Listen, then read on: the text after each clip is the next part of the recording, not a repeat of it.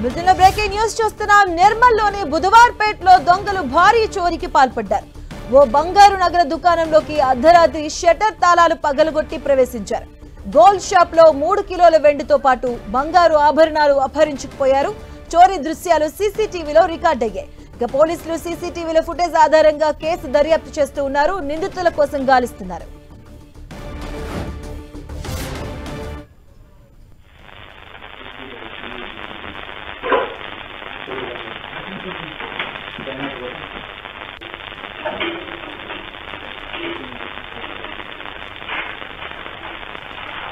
ఇక నిర్మల్లో బుధవారపేటలో దొంగలు భారీ చోరీకి పాల్పడ్డారు. దానికి సంబంధించిన సీసీటీవీ ఫుటేజ్ రిలీజ్ అయింది. మనం చూడొచ్చు స్క్రీన్ పైన.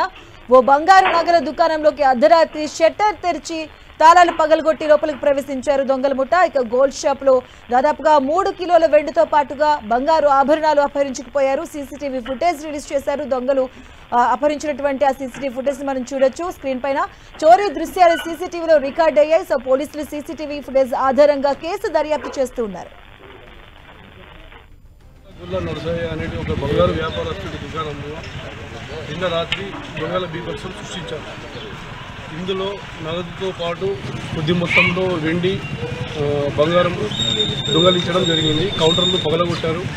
లాకర్ కూడా పగలగొట్టి అందులో వెండి దగ్గర దాదాపుగా ఒక 2 కిలోలు 3 కిలోల వరకు వెండి ఉండే, బంగారము ఆభరణాలు ఉండే, కంపాలు అన్నీ దొంగలించే